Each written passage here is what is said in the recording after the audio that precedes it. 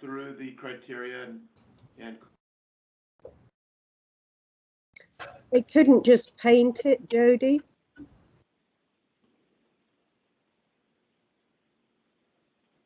So I never recommend painting exposed brick, but because it's kind of a bad habit to get into. But I still think that tends to call more attention to it.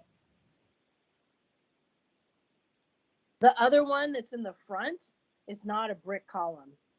When I look at the one that was referenced for the other side of the structure, that looks more of a holistic storefront system. Yeah, but it's the fact that it's like a new addition.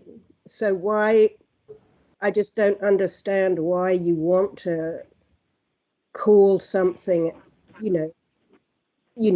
Well, the integrity of something that was a kind of botch job.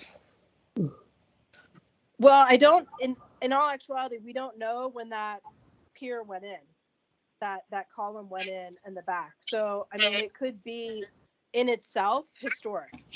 I don't know when that was introduced. So you have the age when the building was first constructed, and then they made modifications that included that column. So if that column, and again, I don't know, I haven't done the research on it, and I don't know if it's available, but that column could have been added in 1950. So in and of itself, it has some historic elements to it because it speaks to the changes and modifications that have happened to that building over time. So if that's the case, then that's why, there is some hesitancy on my part to modify that with a different finish.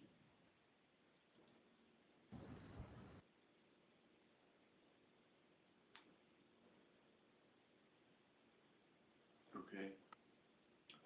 Let's look at the criteria and see where we land on that. Hey, Nate, Carol has her hand up. Oh, sorry, I'm not paying attention to that. Go ahead, Carol. No, that's okay. Could we go back to the rendering that shows what it will look like just for a moment, please?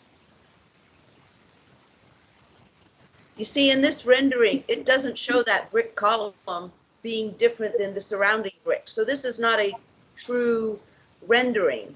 It's not really going to look like this. Well, and they Well, don't. there's only so many brick options in Photoshop. And the reality is that, I mean, you're right. We only have so many options that we can select from the rendering program. And so, I mean, we're not really touching any of the brick. All we indicated here, this is what the windows are going to look like.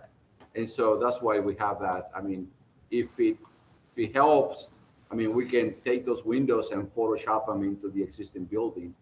But I guess the intent is we're not really touching the building, we're changing the windows.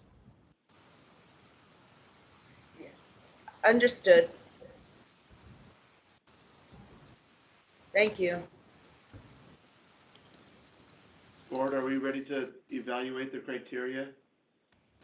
Yes. Mr. Chair, if I can ask Jose to go over his shade study for you. Oh, So yeah. we do have a a shade study. So here is the composition of the shade study that we created, and let me see what is. I mean, you can see I mean, again, we're not doing any structure that really is affecting the shade, but what we did is, again, so this is the shade study we came up with. Actually, my guy in my office did it for me. So, well, you can see, I mean, the shade doesn't, I mean, it didn't affect anything. It's still the same conditions that were before.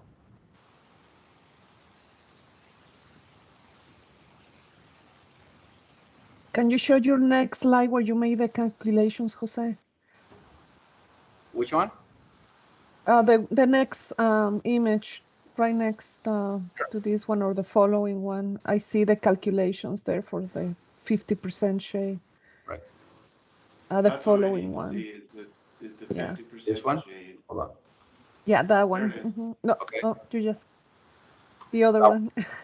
sorry. The next, the black and white. That one. Yes.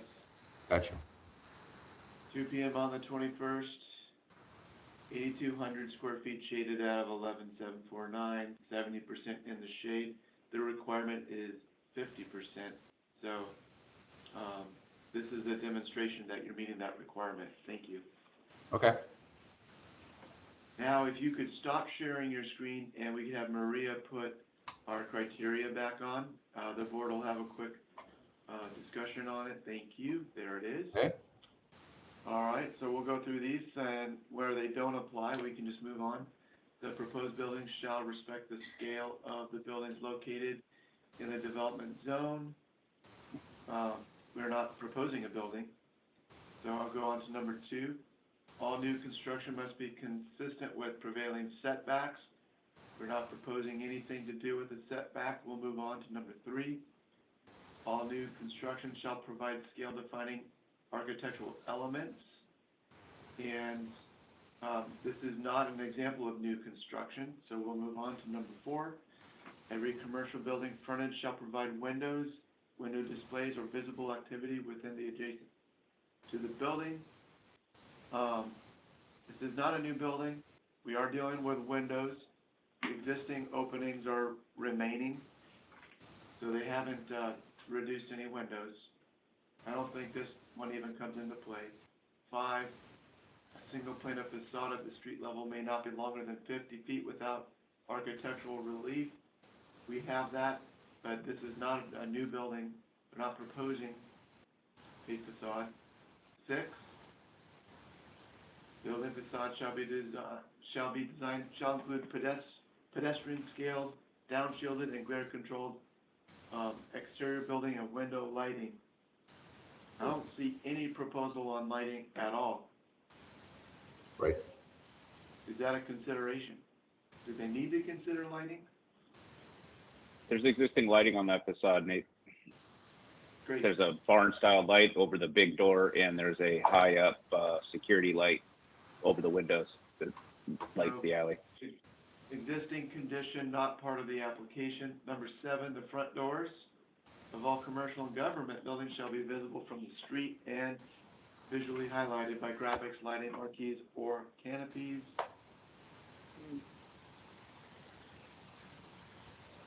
Number 8, modifications to the exterior of historic buildings shall complement the overall historical context of downtown and respect the architectural integrity of the historic facade. I believe they are doing that with their proposal. Any comments on that one? Well, I would just say, I mean, I do understand what Jode is saying, that changes and modifications are made over history, but not all those changes historically have respected the architectural integrity of the initial facade. But, you know, but I can understand these guys don't want to go through that process again, so it is what it is. Some architectural mistakes, if they last long enough, become architectural integrity themselves. Yeah, but I would argue that there's a greater integrity than just a process of change over time. Gotcha. So we're on number 9. It doesn't apply. Parking, number 10, does not apply. 11 applies. Adequate shade shall be provided, and we have seen an exhibit that they are complying with number 11. 12, colors may conform to the overall color palette. We did hear that the colors are going to match the existing condition in the photos from the high wire. Are we happy with the colors, number 12? They certainly are not proposing expressive or idiosyncratic use of colors.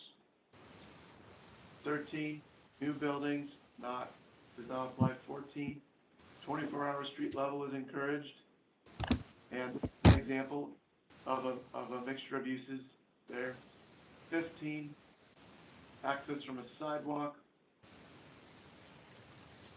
Really, this is for new buildings. So I think we move on to the Rio Nuevo site design standards. Quickly, vehicular circulation does not apply to. Parking does not apply. Plazas and open spaces and plazas and pedestrian nodes, none of that applies. I think the only thing that really applies, view sheds and linkages are existing conditions, streetscape. The main thing is the shade, and we saw that they did have 70%, so they exceed this requirement. Is there anything else, or is that the end of the, I think that might be the end. That is the end, So Mr. really- Chair. So really we have colors, architectural integrity, and shade. Can we get a motion from the board to, and it's on the screen there, a motion to approve or deny this project?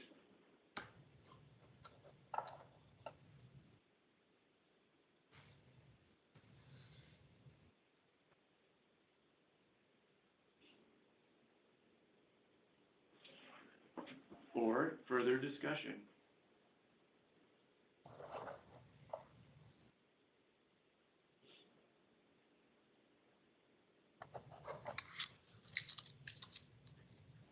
I'll just put out that I find that the project is in compliance with those requirements.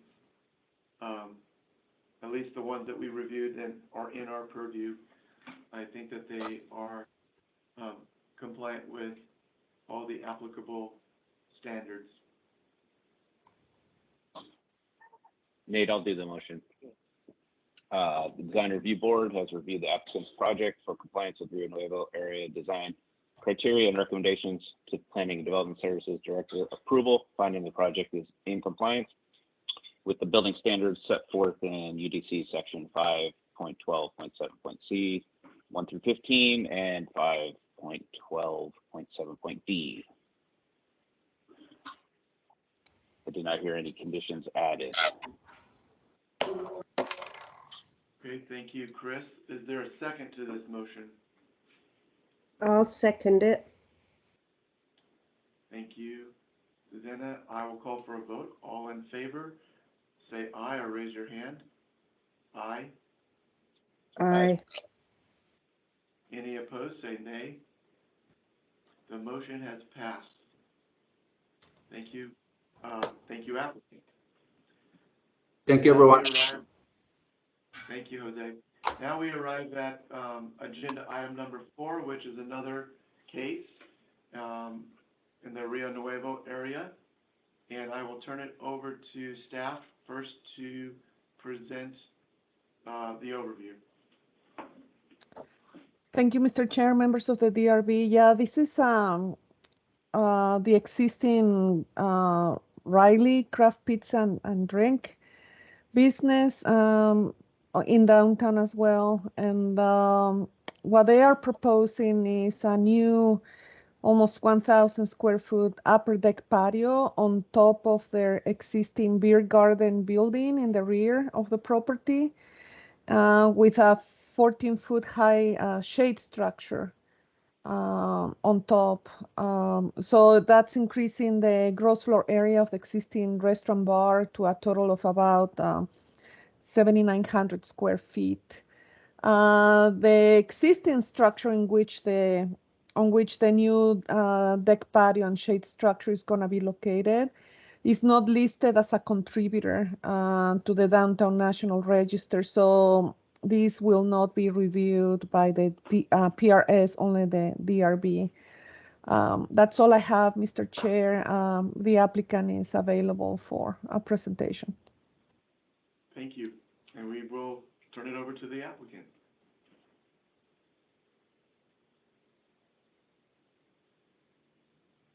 Vince, you're muted. Vince, can I just say one thing? Can you guys hear me? Yeah, we can. I'm having trouble connecting. So if I get disconnected, it's not intentional. Vince is on, and I think Zach might be on as well. So I'll try to get back on if I need to. So, sorry. Noted, thank you. Vince, Vince, we cannot can you hear unmute yourself? Can you hear me at this time?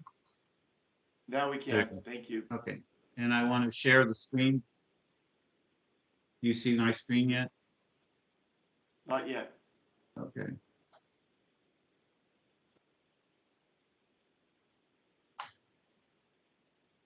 Oops. Now we see it. Now you see? Okay. Okay, and you see my mouse? Yes. Okay. Well, good morning. My name is Vince Catalano, the architect of the project. The project is located at the northeast corner of Pennington and Scott, 101 East Pennington. The existing site consists of two buildings, a historic building on the south and a garage that was fully renovated in 2012 to the beer garden. This building has the Riley's Craft. South building has the Riley's Craft Pizza, the Tough Luck Bar, residence on top. This bar consists of basically 1,200 square feet of a beer garden, and our proposal is to put a rooftop bar on top of it. Let me go to the next. Hey, Vince. Yes.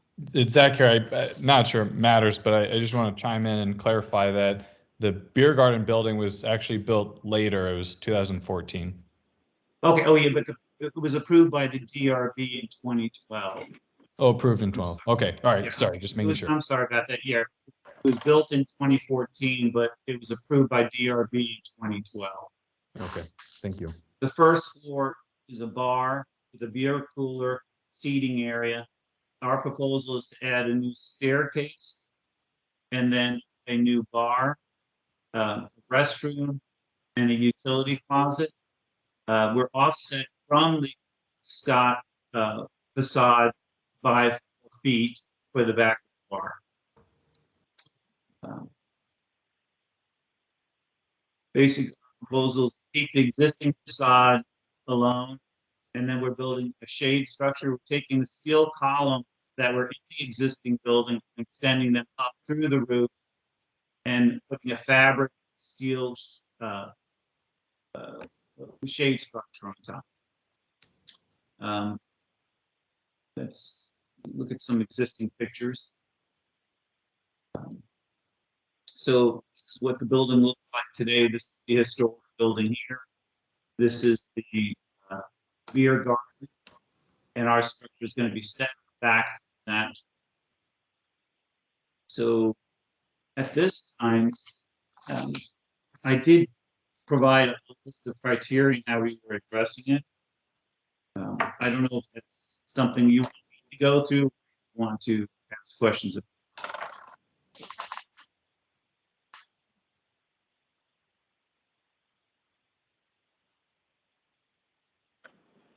So you want us to ask you some questions now, or are you? Or do you want me to go through the design criteria, the handout I provided? Well, I'll go through the Nuevo design criteria. So Okay. the first one is building scale. It's an existing building. We're really not changing the scale. The shade structure is set back. We're not impacting setbacks. Architectural elements. It's not a historical building, and we're not changing the previously approved facade that was approved back in 2012, except for a pony wall that's set back 4 feet to the back bar, which is going to be painted the same color as the wall. And Hey, Ben? yes. Can I ask this question? Will there be any visible changes from any of these elevations? And if there is, could you put that elevation on the screen so we can just look at it Yeah. while you're presenting? Okay, so that's the elevation. You'll have a 4 foot, 5 foot high pony wall. That's the back side of the barn. And then you'll have a handrail, a guardrail. But the And guardrail then is you'll, not along the Scott facade. It's facing south, facing the interior courtyard. This is looking towards the interior courtyard, and that's the Yeah. existing facade. so basically what folks will see is sort of a Ramada structure on top of the existing building. Correct. You'll see there's 10 metal posts. Okay. I want the board to see that while you go through the criteria. Thank you. Okay. So we're at frontage, we're not impacting the existing facade except for the shade structure. The length of the facade will not change. The building facade will not change. Doors and openings to the existing building will not change. The modified exterior, design goals do not impact the existing facade. The new deck pony wall where the back bar is set back 4 feet from the Scott facade.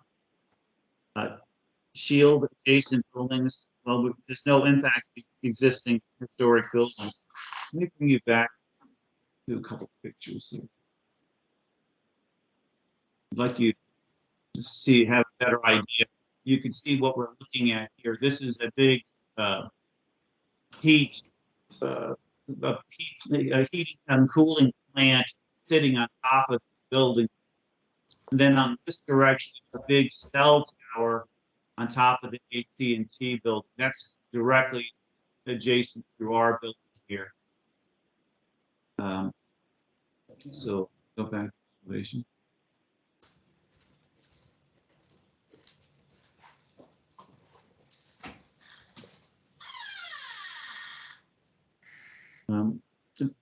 Vehicular parking, no impact. Shade structure, 2012, the facades were built, and we, if you look at, go back here, let me show you in 2012. The shade structure, they have trees along the front and a canopy for the main entry into the project. And then there will be no drive-through, and the building is not considered a historic building, this building that we're working on. At this time, I'm finished with my presentation. Thank you, Vince. Do you happen to have a shade study calculation? Or I do statement? not have a shade structure calculation basing on the previous approval and no changes to the facade in 12. Okay. All right. Hey, Vince, I saw a glimpse of some color renderings. Could you pop to that page? You had a couple like computer generated images. Yeah, those are probably a little more graphic than that plain black and white facade drawing you're using. There you go. I like this one, yeah.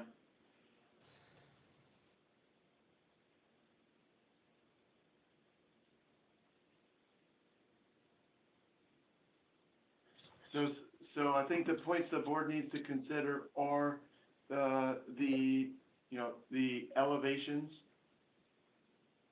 and the color scheme and the shade.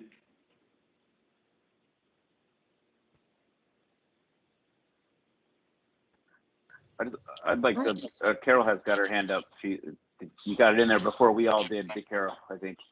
Go ahead, Carol. You're sneaky with the hand. You're sneaky with the hand symbol.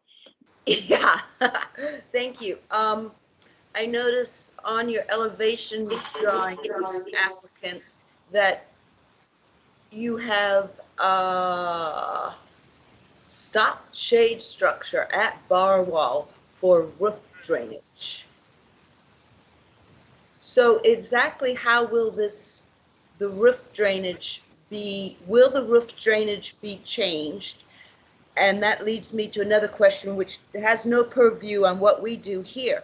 But you are renovating what is currently a roof structure into a deck structure. So will you be changing the roof structure to accommodate the required live loads? The first question is the roof drainage does not change.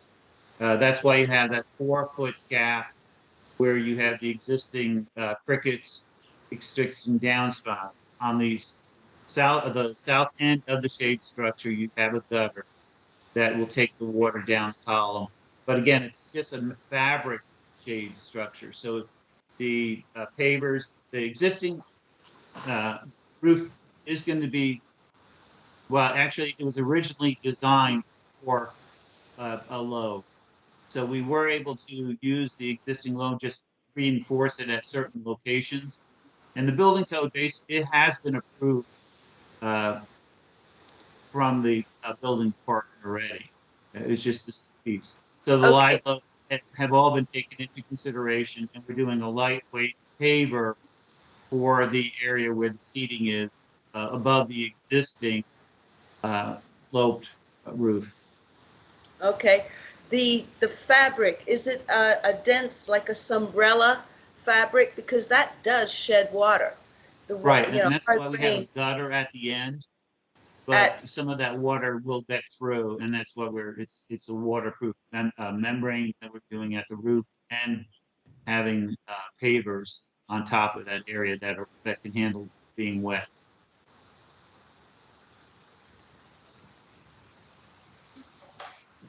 thank you. Anybody else have their hand up?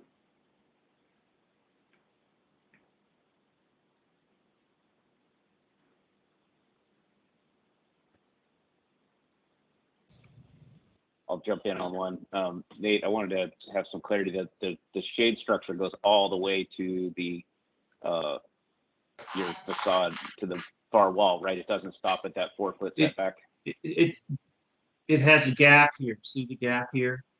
So it stops at the back of the bar, over the public space where the people seat. That's where the shade structure stops. Okay. Are there any indications or plans to add western shade that I could see a roll down shade or others coming in? Would that be something on our purview board or Maria, that if they want to add a roll down shade, they would want to come back or need to come back, because that would affect facade technically?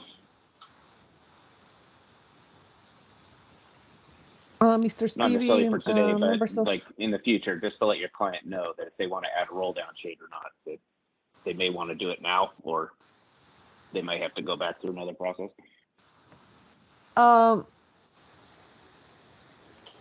Mr. Stevie, members of the DRB, it's I will need to take a look at what the the rolling shade would look like, and try to find a determination whether or not this would need to go back to the DRB. But, you know, if that's a provision that could be specified right now with the applicant, the DRB could include in their motion a condition indicating what type of fabric, or, you know, what colors in general, to try to have the applicant not having to come back to the DRB.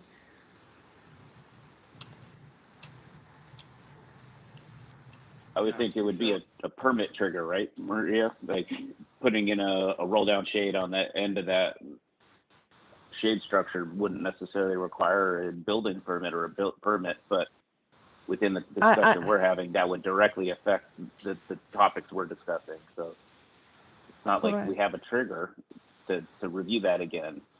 I just don't know where we're at with, and it doesn't exist currently. I just know if you have people sitting out there in a western sun in July, you're going to be putting a roll down shade on that thing in the future. It's coming. I think we're in a little bit of a gray area.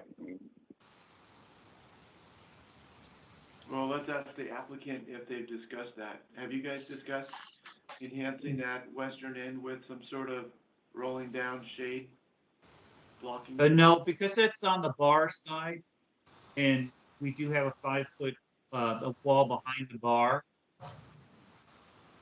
See this? We have that little wall right here, pony wall behind the bar. I guess that's related to my question. When you go to the plan, so the roof structure seems pretty high if that's a 5-foot wall. And there's going to be none of those just fridges or whatever you're showing in the bar sticking up above that wall. Because obviously the toilets, they're higher than 5 feet. So this image looks like the whole thing is just this 5-foot high behind the shade structure. But in fact, some of it's going to be higher, right? Where the toilet is and stuff. Way back in that corner, yeah. Yeah, so this isn't actually showing what it's going to look like. Well, yes, it does. This is from the ground looking up. You can't see that far back. Ugh. It's about 20. It's 30. It's here. Look at the. But but in the back corner, see, this is where the. Yeah,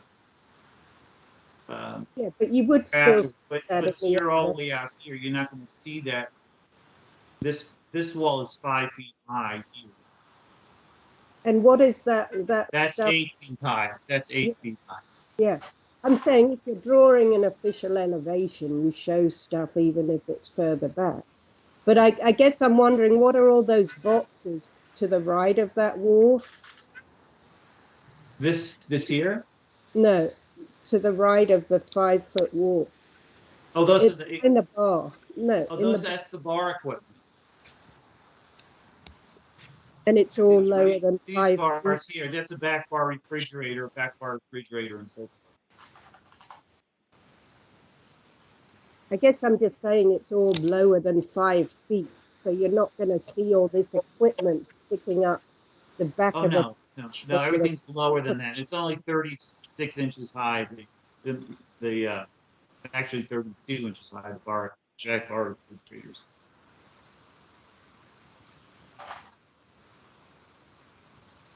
Hey Nate, I want to make one technical kind of nitpicky item. Applicant mentioned there was no changes to this facade that would be visible, but the post and the edge of that shade canopy aligned with the top of that wall, which in my opinion would be technically an extension or on the same pane as the facade of this building. So there will be, the shade structure is technically changing the facade of this building. Yeah, I view it the visual facade, even though I don't disagree with it being there. I don't want to pick a fight with an architect because I guarantee you'll kill me. But for clarification, what I was saying was that the existing facade is not changed. We are adding steel columns. I do state that in the. Yeah, there's no change for the existing structure, the existing bricks and existing elements that are there currently, right? You're adding this onto the top. Okay. It definitely is a change to the elevation. They're adding to. Well, maybe that's the terminology there, Nate. The elevation, the technical elevation of that face, right? Okay. Yeah. And I don't know.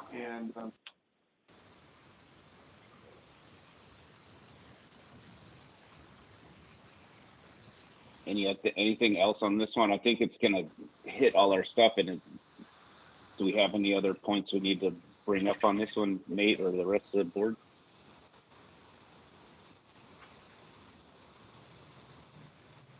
I don't have any other points.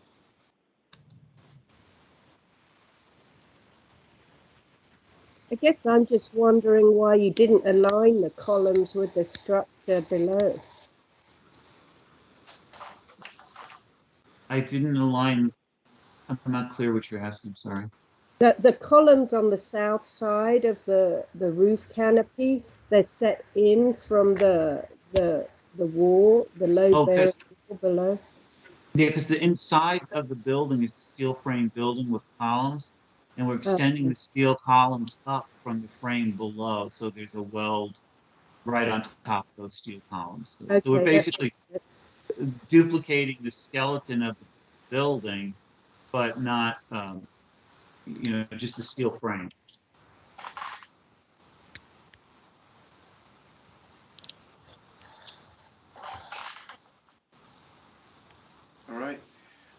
motion this one. Yeah, let's put Maria's screen back on and see if we can come up with a motion.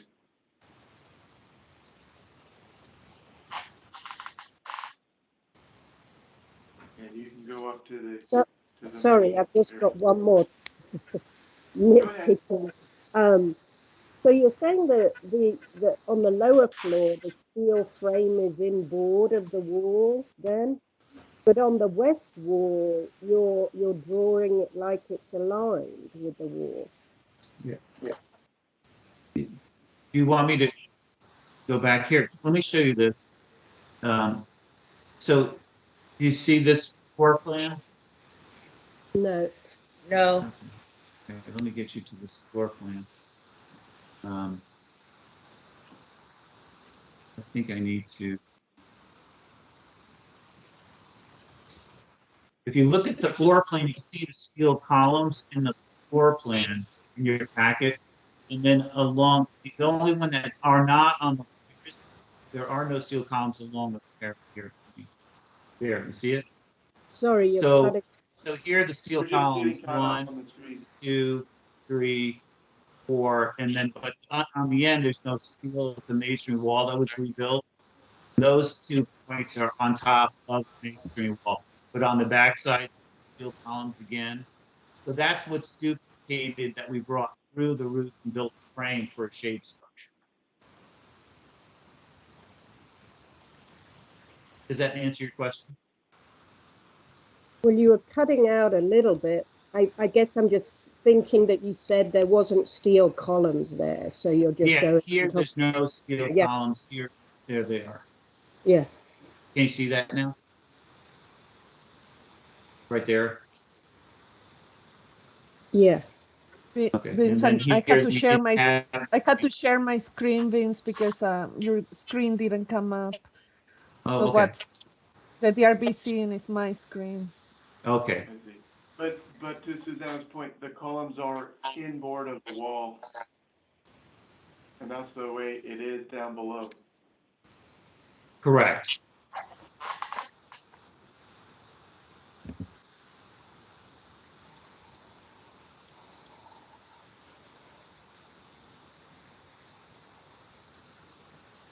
There's the motion language.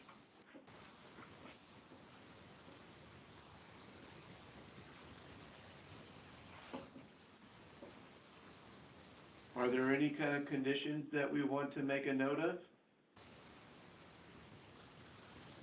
I didn't hear any. In that case, I'll make a motion.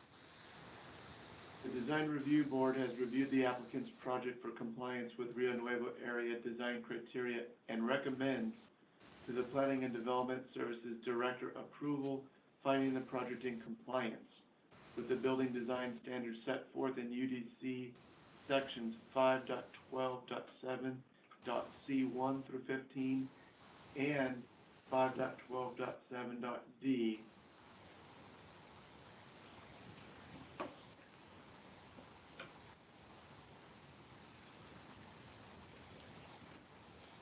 I second the motion. Thank you. I'll call for a vote. All in favor, raise your hand or say aye. Aye. Aye. Aye. Motion passes. Thank you to the applicant. Thanks, Vince.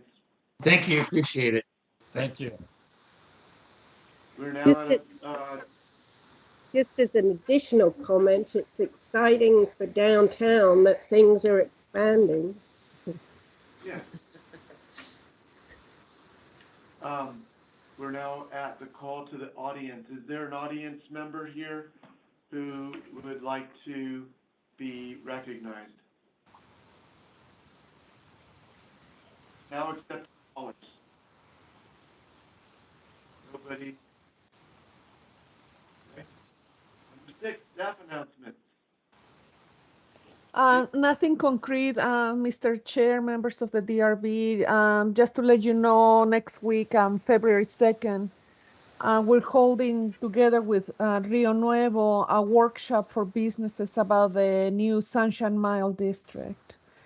So when that's completed, then we're gonna proceed with the training session with DRB members and the design professionals about the Sunshine Mile.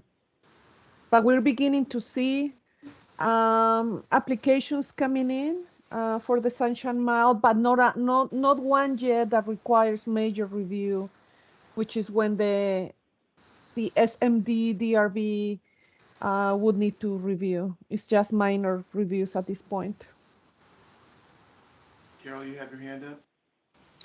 Yes, I just wanted to give you a little report back about what I experienced at the Board of Adjustment meeting regarding the TEP giant poles thing.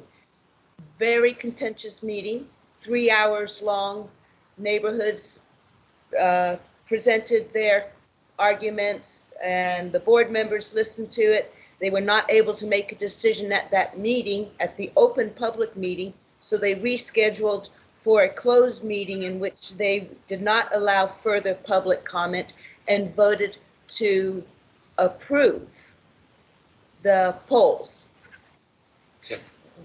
Whatever your feelings are on that, they are what it is. What it is. I'm not going to say what I think was really going on, but anyway, if you recall what related to our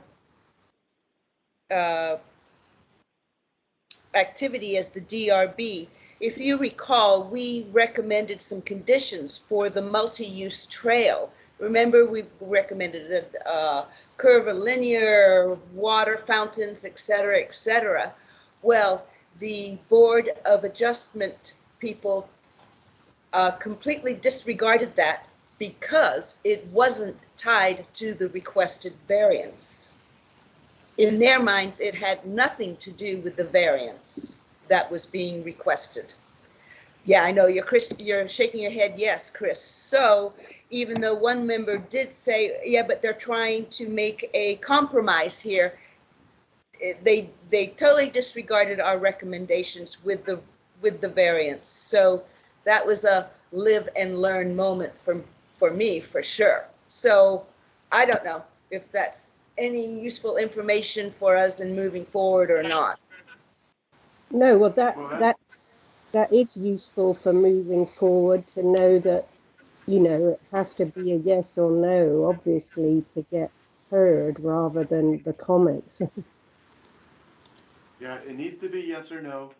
And there was extenuating circumstances of archaeology involved in that scenario. I hope it doesn't just get replicated throughout, because without the archaeological conflicts, I think that they were asking for a special privilege. I believe after listening to the arguments, it was 3 hours long and I sat through it all, that I still believe they could have underground a good percentage of those high lines because it was a majority fill project.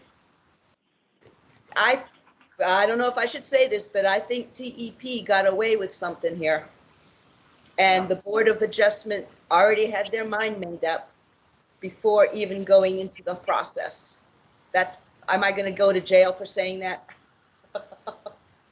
Well, and I would say it's a problem design-wise of infrastructures becoming so important, and that generally it's in these silos rather than people really working together design-wise to come up with better solutions in the beginning before things go along too far.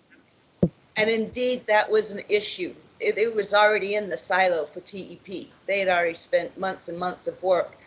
And another argument that a public member made, she had good information for real estate impact, property value impact. She had good information.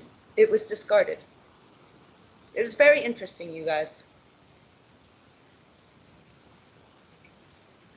It's almost the old trick we use in development, that when we're doing development projects, there may be a known conflict, but that's kind of lightly noted or not really put on plans very well until the end, and then you can claim conflict or economic hardship that if you have to go back and redo designs or approvals, then you're gonna the tax base of this taxable project is gonna go away. So yeah, they may have slid one through, but you know, the archaeological is gonna win every time. So they kind of had a little bit of a card up their sleeve, I think, for this one. But the point that you made originally, Carol, that comments we make or conditions we make need to be tied to our 15 conditions. So that I believe that's what the end point of that was. If we're adding conditions, that it can't be design based. Like, go back and do something design based to this thing to make it better. If it's not making it better per one of these conditions that we're under, I think is the takeaway from that whole conversation, or waiting 3 hours to find that out. Well, with direct link to the variance that they are asking for. It was very interesting. Yeah, we weren't there to review the walkability of that site. We were there to review whether these power lines were able to go underground or not. That have to go. So I wish I wouldn't have voted yes on it, and I actually wrote a letter to the Board of Adjustment saying I wish I could change my vote to no. So future reference, I'm going to be, because the one thing the board did keep coming back to, well, the DRB it was a unanimous yes vote for us. They did come back to, you know, had I put the one vote in for no, who knows? They may, I don't know. Well, they definitely use the DRB as their sort of as our rationale. Like, we provide cover. We're the first level of cover for them. We are. Decision. That's right, Nathan. We are. So live and learn to be just very aware of what might really be going on. This is not the last time TEP is going to have to request a variance in a scenic corridor. Yeah. It's not. This is what, phase 2 of a phase 3 project coming down the road.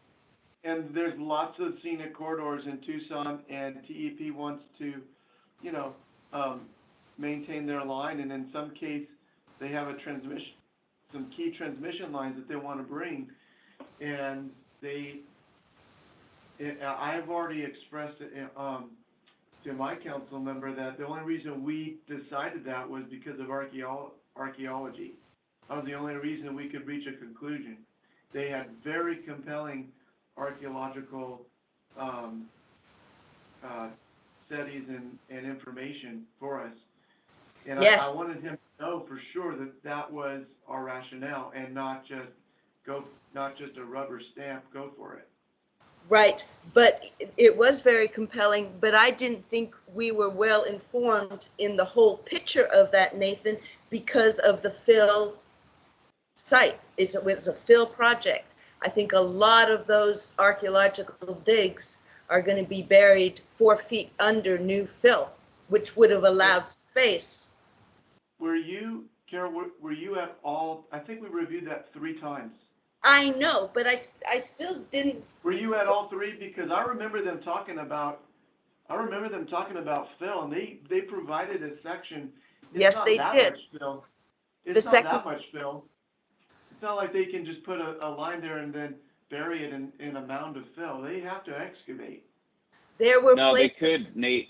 There They were could. places along where they could have dropped it back under. Yeah, it was a construction sequencing question, Nate, that they couldn't, they had to build certain areas before the fill came in.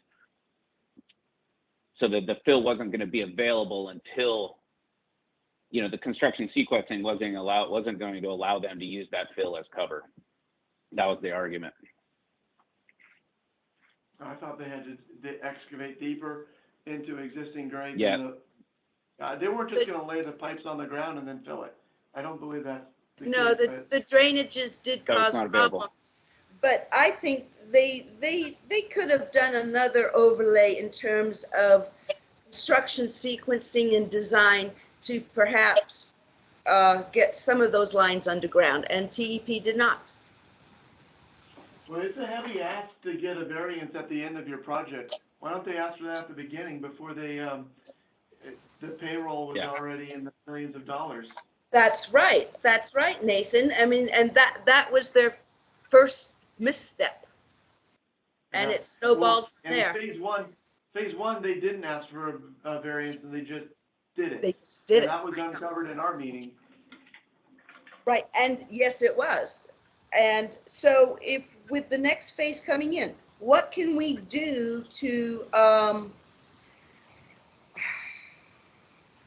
block, or not block, Well, there- but to prevent this from happening again? If, I think one of our first questions could be, and would this tie in to the requested variance, how much was the public involved with the design process from the get-go? That was a I misstep think there they need to too. request a variance. They need to request that we should post a memo from the DRB that variances from TEP to go on the pool for scenic corridors should be requested in the conceptual design phase. Oh, duh, yeah. And That's, then it can get all hashed out there. So, Mr. Kapler, members of the DRB, what I can do is, hold a meeting with staff from the Department of Transportation and Mobility, and request from them that they keep the DRB updated, throughout their outreach process and pre-design process. If they know in advance that they will need to go through DRB review and maybe go through the Board of Adjustment, both bodies should have been updated as the project went along.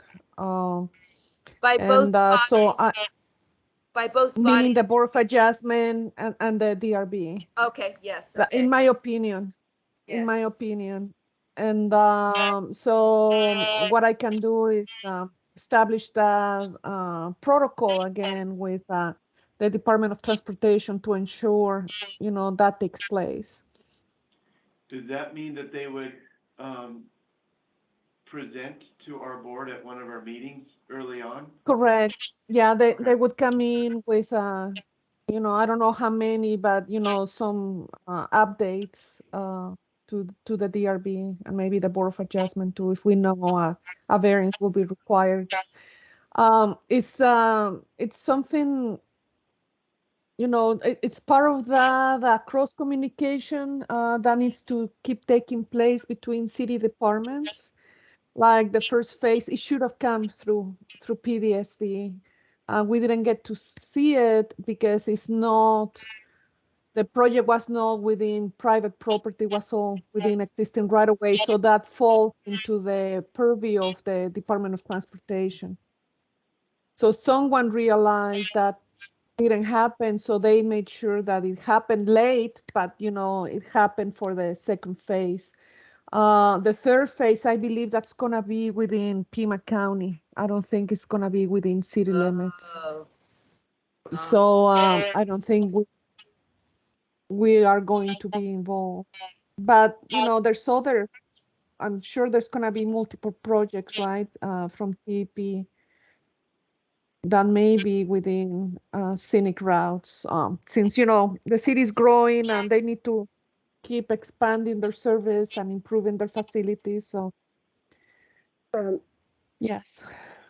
Yeah, so going on a different tangent, Carol, I can kind of sleep at night because I wasn't even in that last meeting where you guys voted, but maybe that's bad that I wasn't even there. But I guess coming up with the Sunshine Mile, Maria, I guess one of my concerns about these guidelines that we follow, they've been in place for multiple years, is that all these new buildings that are going up in Tucson, there's hardly any sustainable requirements for the buildings.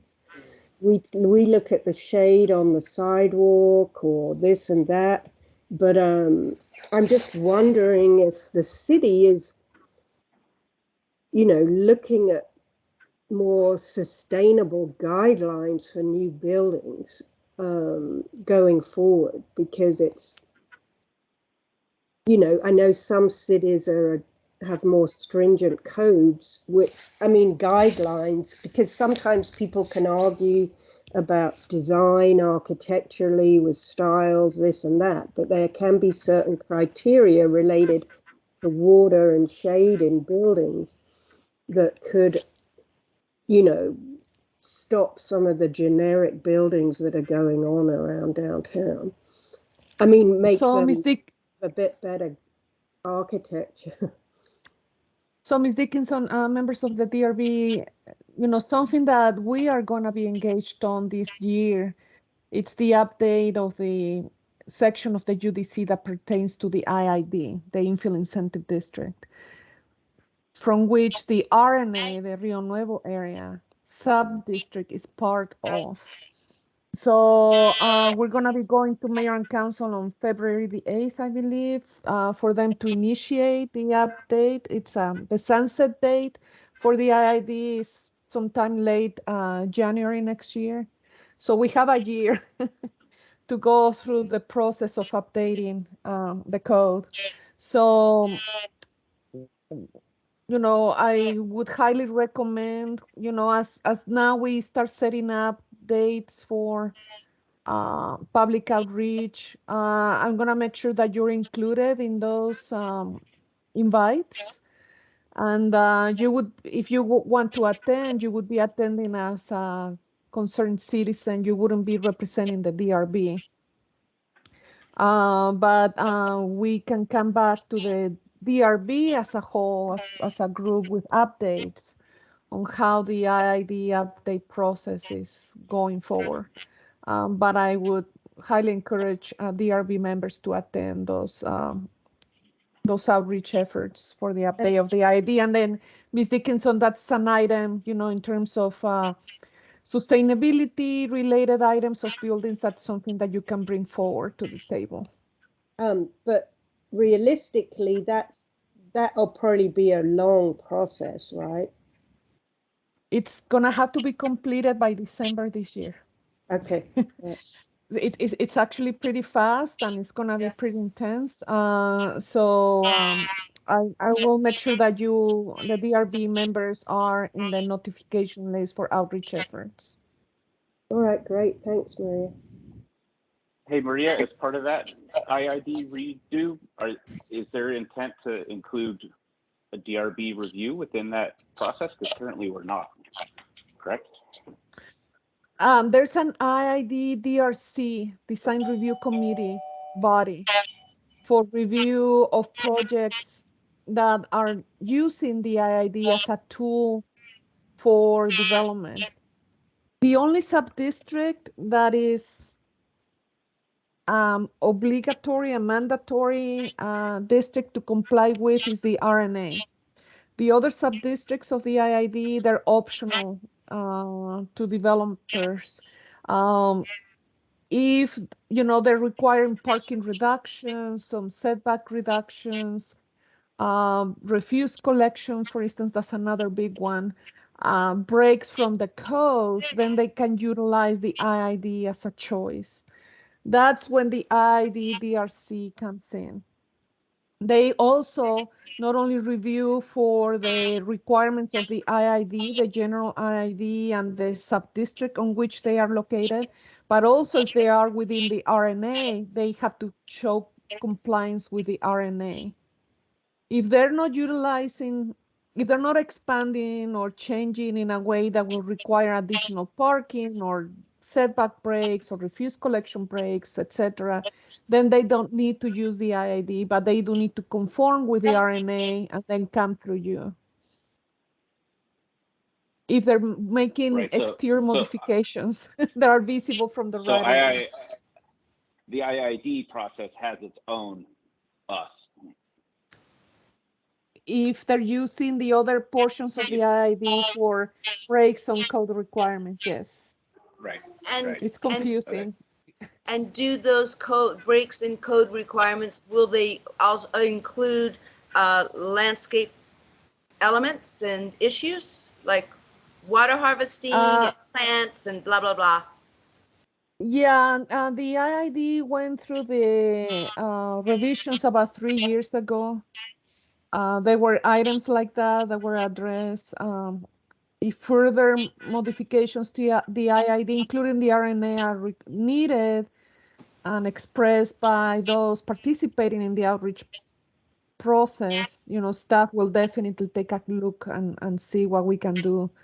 And of course, the mayor and council will decide. But yeah, if you want to include items like that within the RNA or any part of the IID, I highly encourage you to attend those public outreach efforts. Maria, what does the IIB mean, or whatever it is you're saying? Sorry. It's the infill incentive district Okay. of the UDC. So if you go to our website, and let me go there very quickly.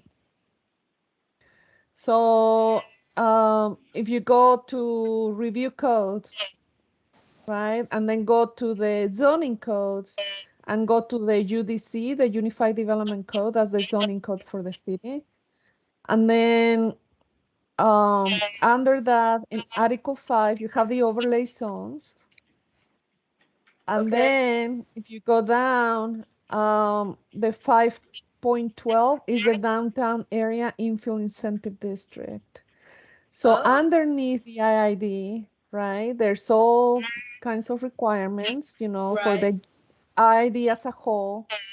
And then there's the different sub-districts, right? Like the greater infill incentive sub-district, the downtown infill sub-district, the Tool Avenue, Warehouse, etc. But one of them is the RNA. So which is Rio Nuevo, correct? correct. You see the Rio Nuevo area? Yes, yes, yes. Okay, So that's I see within, that falls, and that's what you come in with, right? But that falls within the whole umbrella of the IID overlay zone. Jesus. Okay. Yeah. Help.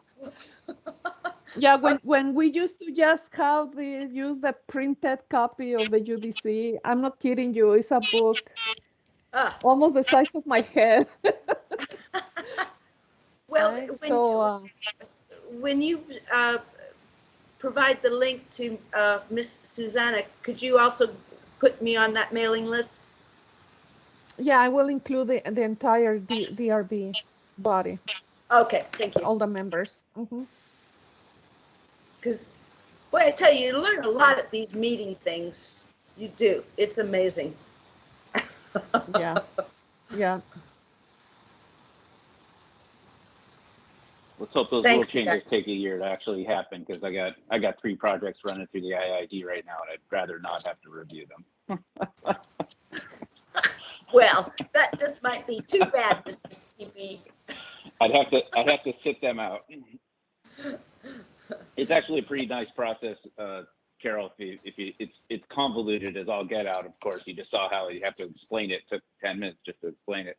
But yeah, it does allow buildings to come into the urban core and not have to fit the onerous parking and setbacks and shade requirements that a lot of new development has to. So it allows a couple of projects that are happening downtown to actually happen. So, that brings to my mind, the SMD, the Sunshine Mile District.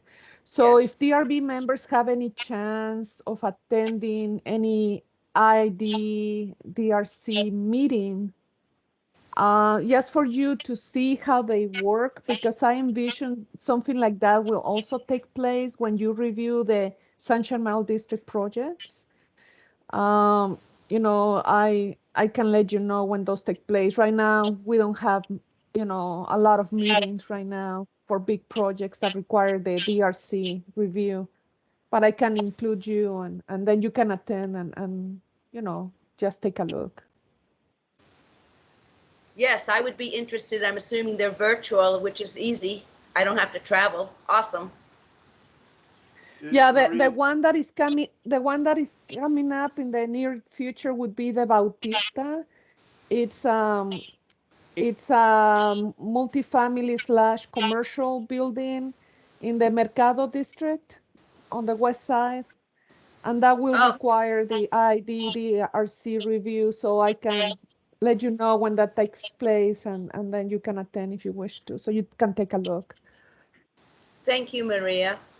Yes. Have you hired the design professional that would work with us? We have 3 design professionals on call.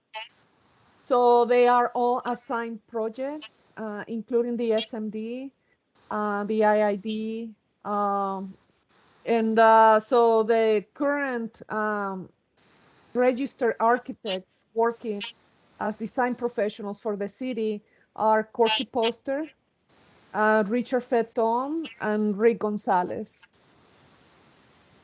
No landscape So, architects? no, it's just a design professional. But they do review for landscaping criteria, whatever is included in the design standards of the overlay they're reviewing. But we have the landscape architect also when they review the development package or the construction documents, if they include any landscaping.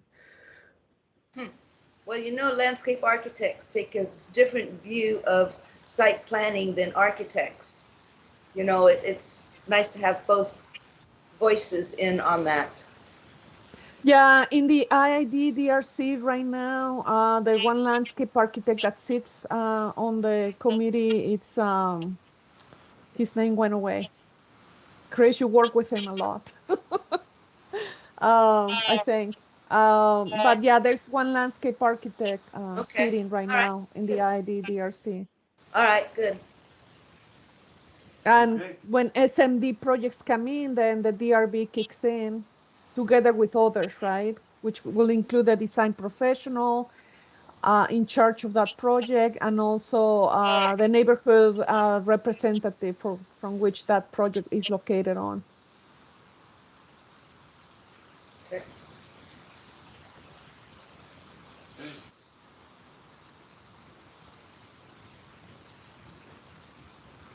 Any other announcement type things to talk about?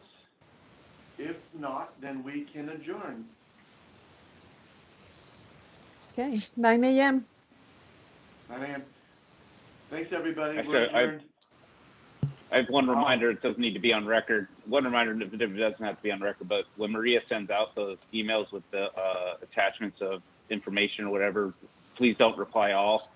That's technically a meeting, so we potentially could be in a meeting if we all reply all.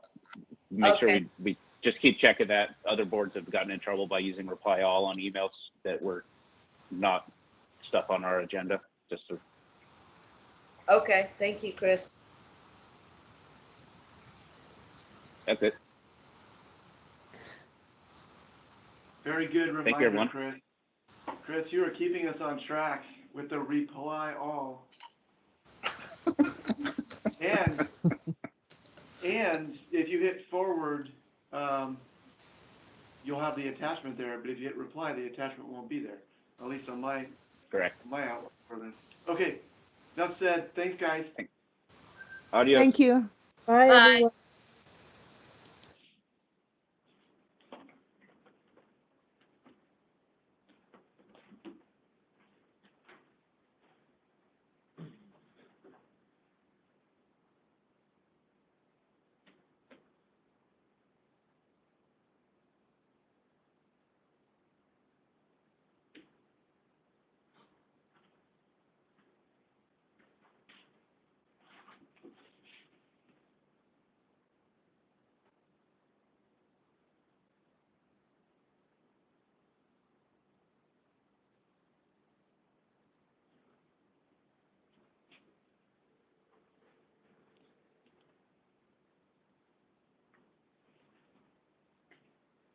Hey, Lance, how'd it go? Too windy, huh? Oh, man, are you, what? So you got the,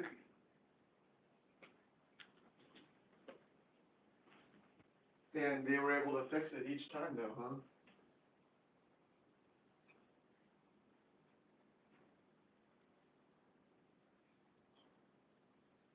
And Cal Portland just stood by?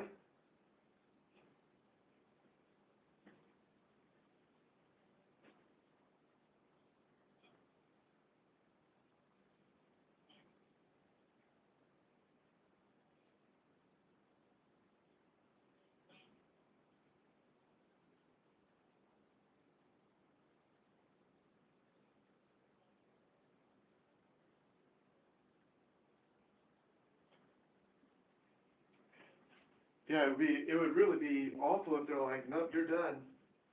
And it would be awful if they decided to not support you there.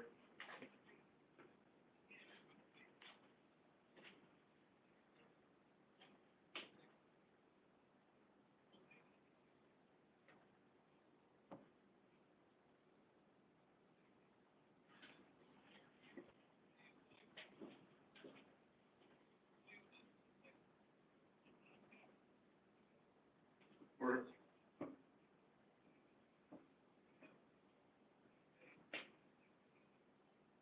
holy crap. Who? Yeah. Yeah, that's good. That's good. I'm going to go call Amanda at KXCI and see if she wants to meet this morning. I'll let you know. Okay, bye.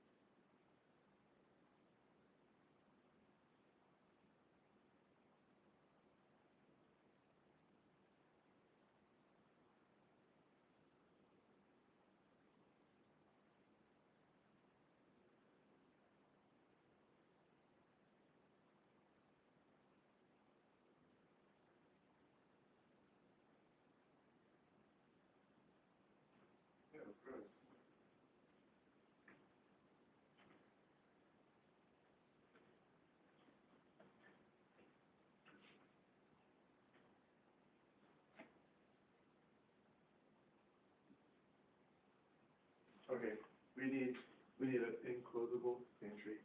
Yes. I mean, what if we could, yeah, no, if you can find it, let's get it. I'm in favor.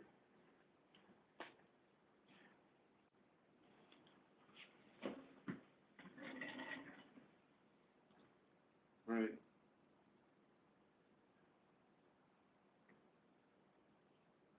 Yeah, I did send in, let's see if I got anything back from Desert Sage. I sent in our new stuff. I'll give her a call now.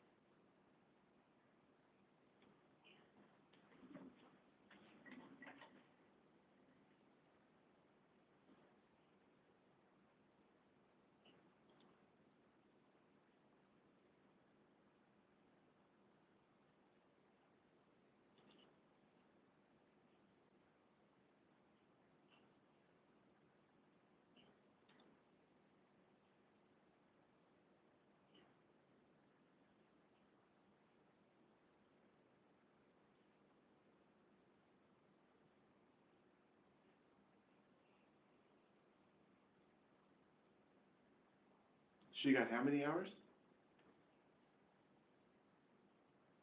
Oh.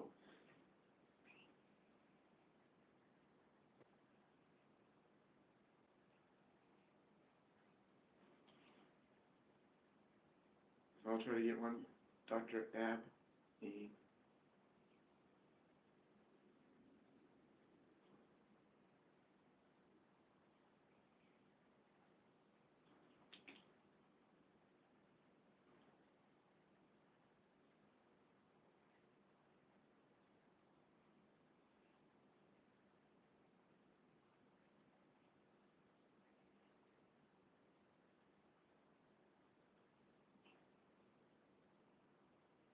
Here.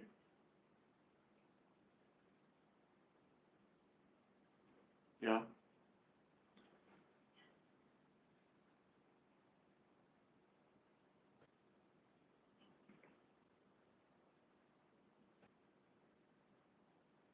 Yeah.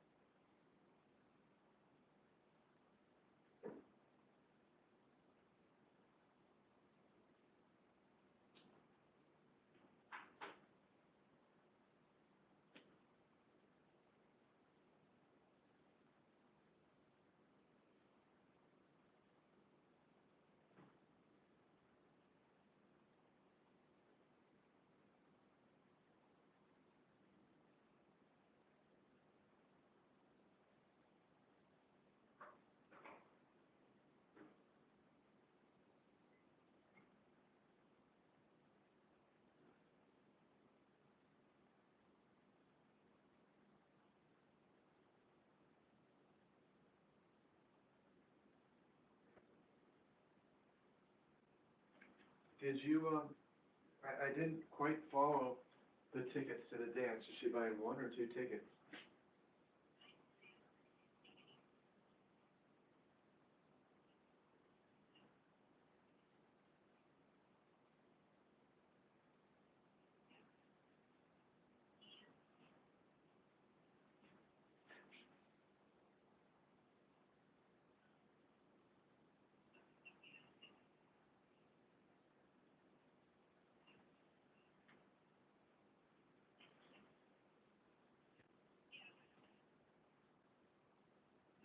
Okay. Well, listen, I'm gonna call first, Desert Sage, and then I'll try to get an appointment for Dr. Abney. Oh. To the host? To the host? Nice. Chickens know what they're doing.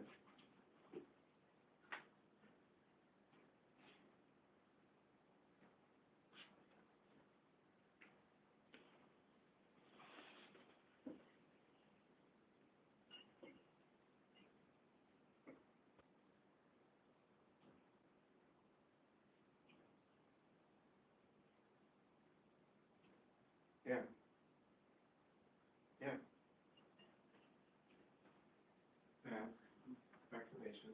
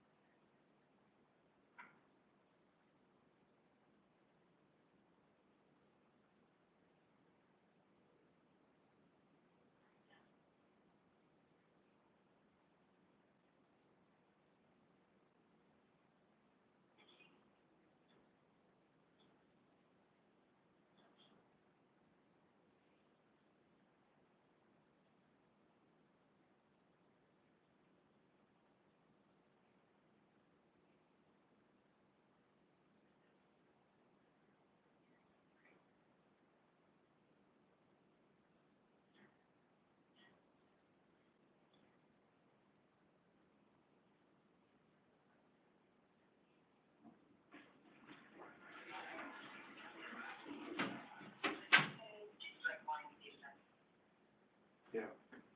Yeah. Yeah, that was totally sweet. Oh, that's nice.